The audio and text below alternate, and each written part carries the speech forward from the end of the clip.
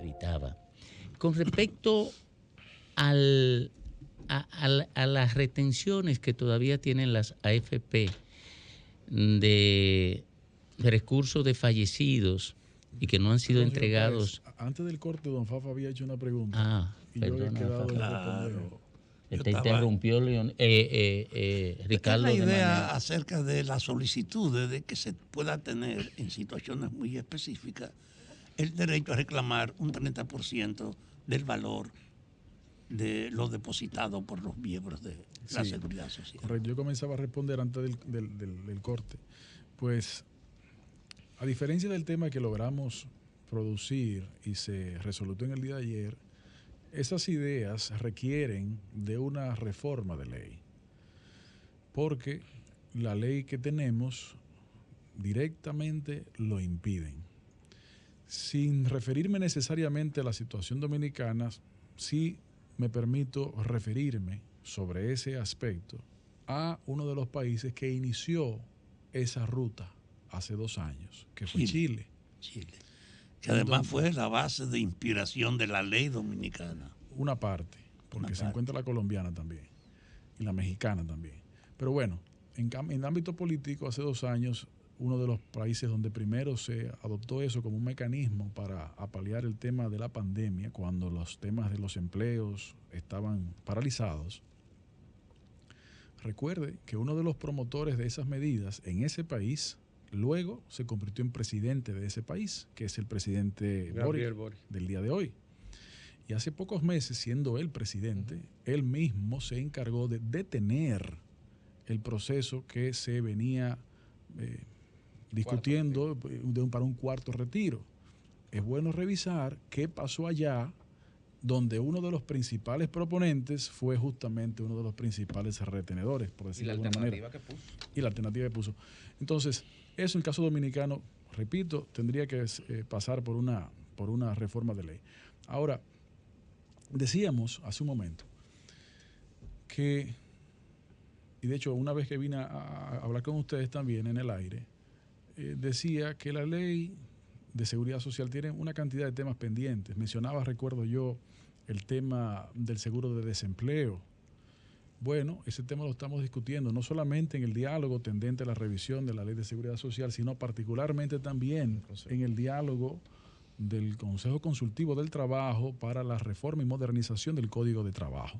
Porque la visión que hemos construido y que estamos dialogando, que lo que entendemos sería lo mejor, es atar un fondo de esta naturaleza para reducir el desempleo, para fomentar la empleabilidad, para que la persona, para acceder a ello, se inscriba en la bolsa de empleo del Ministerio de Trabajo, que a su vez le permita ayudar a la intermediación de empleo, fomentar sus capacitaciones para la empleabilidad y facilitar la inserción laboral.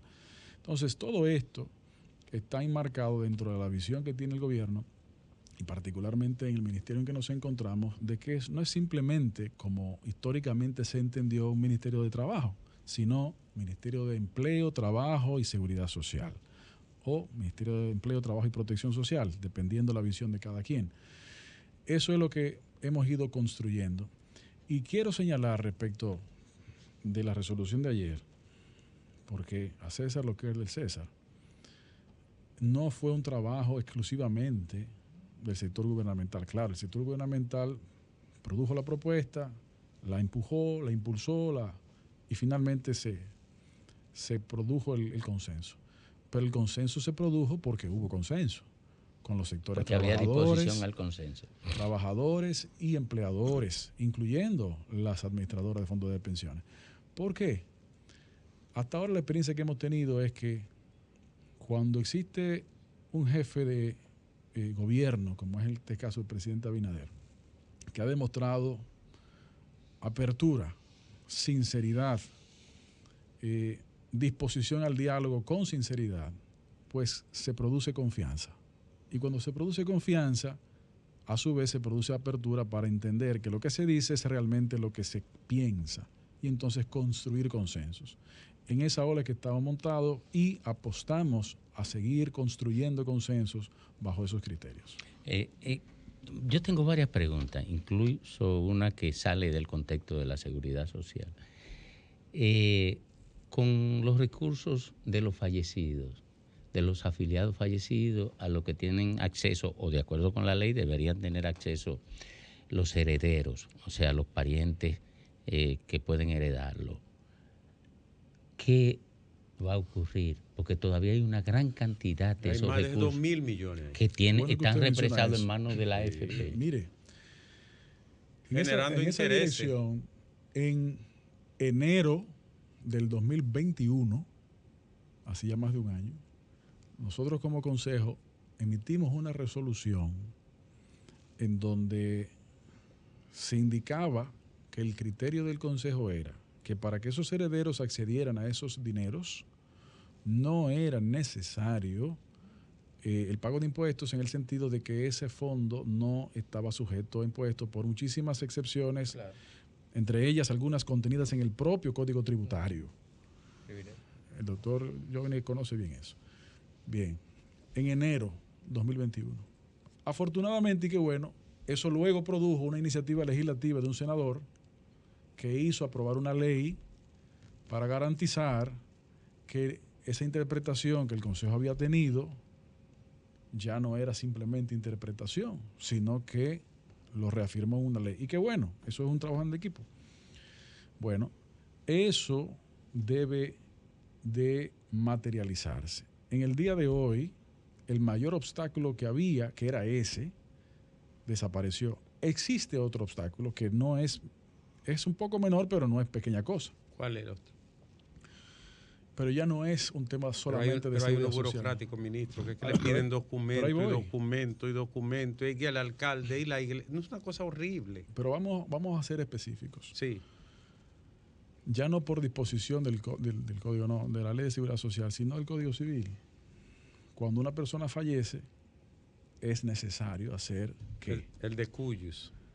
Aquel de cuya sucesión se trata. Es determinación de herederos. Sí. Y el doctor Giovanni no me deja mentir cuando se dice los procesos de determinación de herederos nunca se cierran. No tienen fecha de término. Pero el proceso de determinación de herederos se hace ante el tribunal. Hay diferentes mecanismos, pero hay que hacerlo. Entonces, si ese proceso puede ser amigable o judicial. Correcto. Pero ese proceso de determinación de herederos, si no se hace, el dinero no se le puede entregar a alguien que no se sabe si es a la persona que se le tiene que entregar. Y casi siempre hay conflicto. Pero en los países, pero en los países desarrollados. España lo resolvió eso. Exacto. De una manera. Exacto. ¿De qué manera? ADN, para si hay... bueno, si hay conflictos. Sí. Sí, claro, pero estamos hablando, asumiendo que no haya conflictos, vamos a imaginar el mejor de los escenarios, que no haya conflictos, que son 3 herederos y que no hay problema y están de acuerdo. Y los 3 se aparecen a que le entreguen su dinero.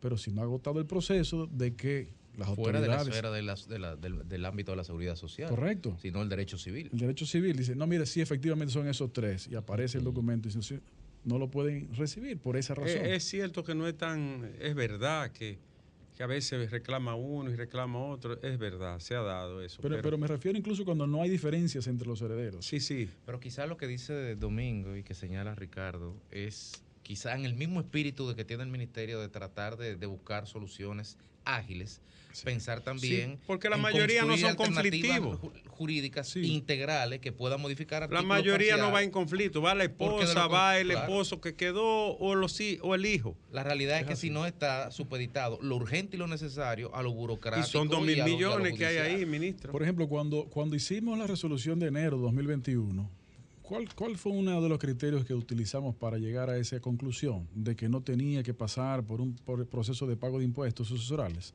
Haciendo un símil, aunque no es lo mismo, se parece a los seguros de vida.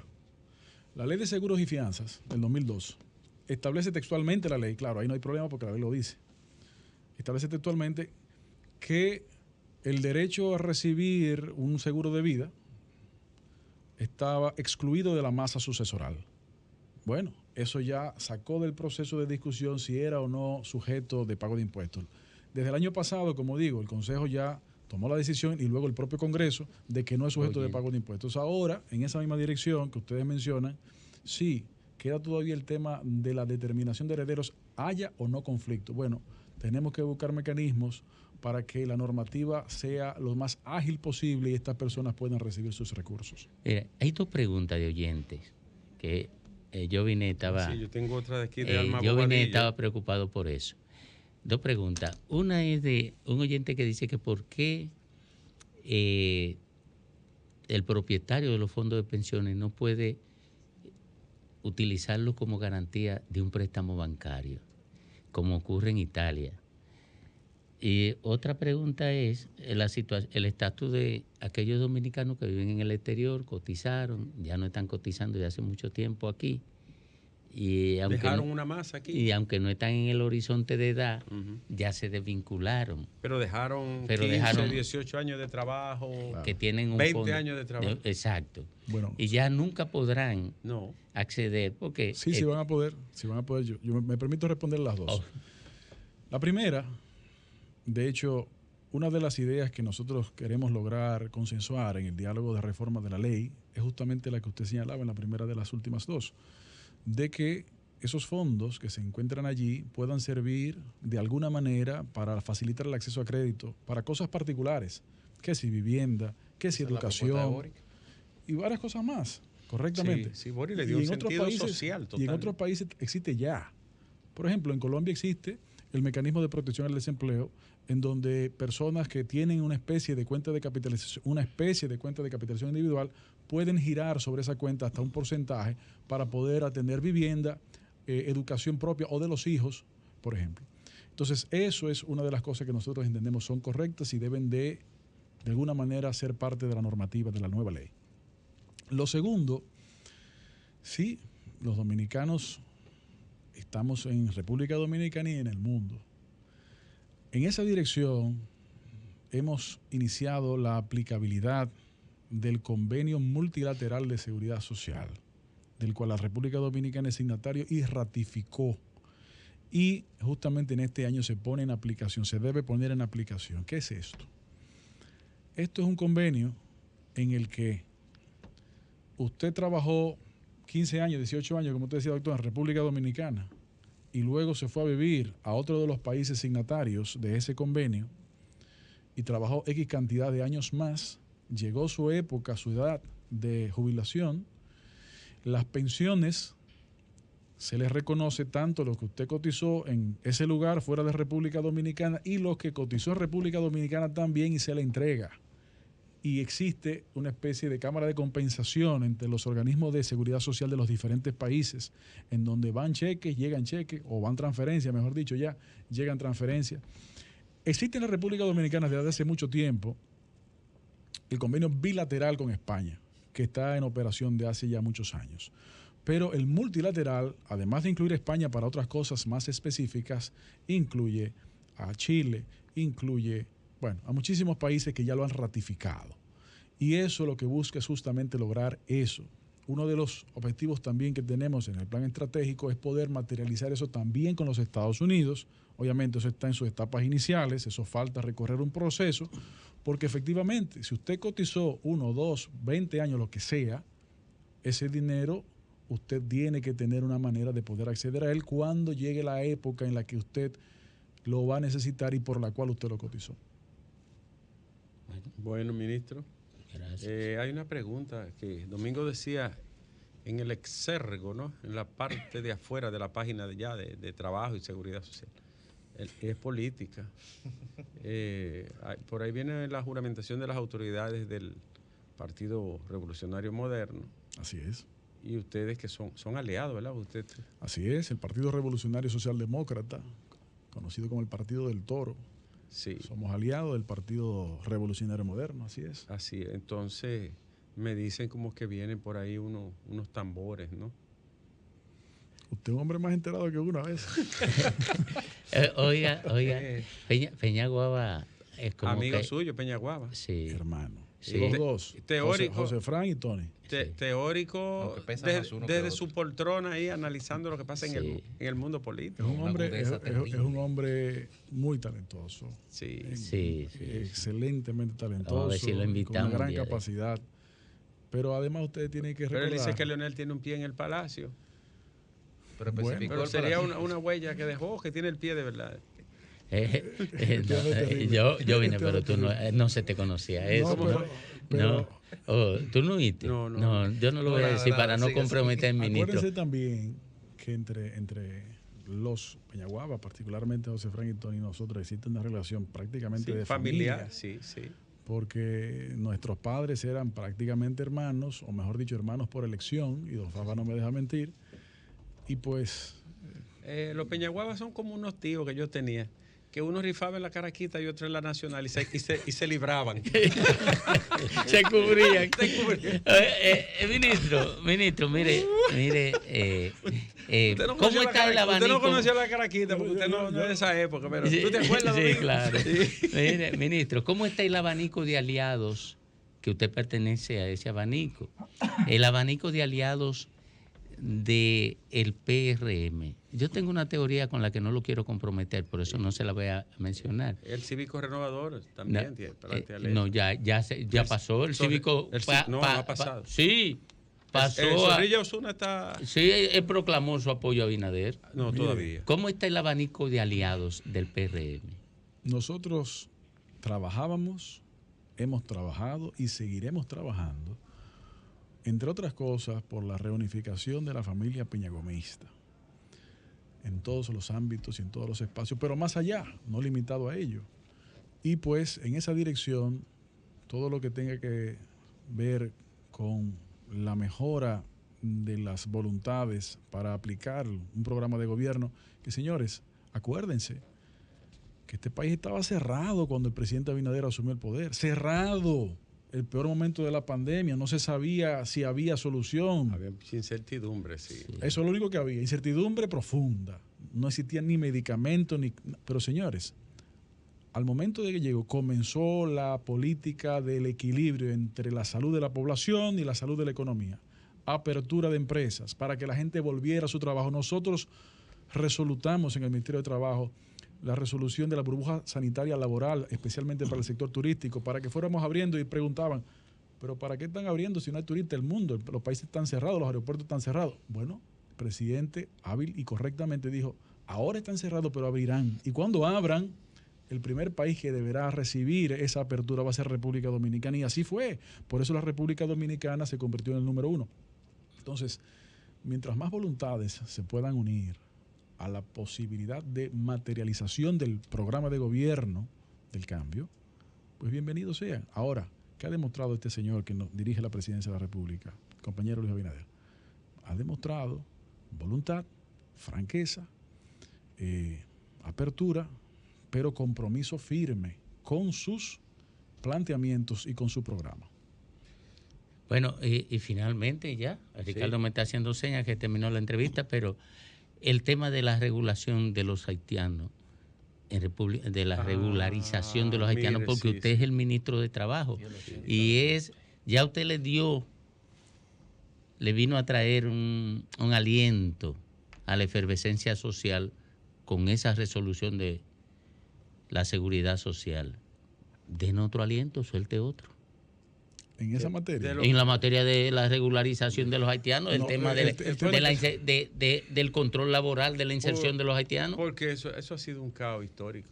Mire, en esa materia primero hay que recordar que no es una materia de exclusiva competencia del Ministerio de Trabajo. El primer punto de competencia es el Ministerio de Relaciones Exteriores y el Ministerio de Interior y Policía, particularmente la Dirección General de Migración. Luego, el tema laboral. ¿Por qué? Porque la parte laboral es muy sencilla. Usted tiene documentación, usted cumple con las condiciones migratorias, bueno, pues entonces obtiene también las autorizaciones formales laborales. Dicho eso, también hay que reconocer que el derecho laboral no está supeditado a la situación migratoria, en el sentido de que los derechos laborales que tienen las personas los tienen porque están consagrados en la Constitución Dominicana. Ahora, lo que hay que reconocer es que todos los países del mundo tienen lo que se llaman contingencias laborales temporales. En República Dominicana eso no ha sido posible organizarlo. La organización de eso tendrá que llegar, pero tendrá que llegar cumpliendo las leyes dominicanas. Cumpliendo las leyes dominicanas sin pasarle por la izquierda, ni por arriba ni por abajo, como lo dijo el presidente de la República la semana pasada cuando aclaró unas informaciones incorrectas, digamos, que surgieron por otros lugares, en donde dijo el presidente Abinader que se iba a regularizar. Eso fue lo que se filtró, ¿no? Y el presidente dijo, eso no puede ser así, no es así, porque sería violar la ley y nosotros no vamos a violar la ley. Entonces creo que con esa declaración presidencial todo quedó claro. Ministro, gracias. Muchas gracias por acompañarnos. Gracias a ustedes, un placer. Y ya más adelante, cuando usted regrese, hablaremos de otros tópicos, incluyendo ese que tocó domingo, el tema laboral, la migración y otros aspectos de la Ley de Seguridad Social. Muchísimas gracias reiteradas por venir. Gracias a ustedes. Síguenos en las redes sociales. Búscanos @Sol1065 FM. Lo mejor de nuestro contenido más cerca de ti. Sol 106.5. Una estación RCC Miria.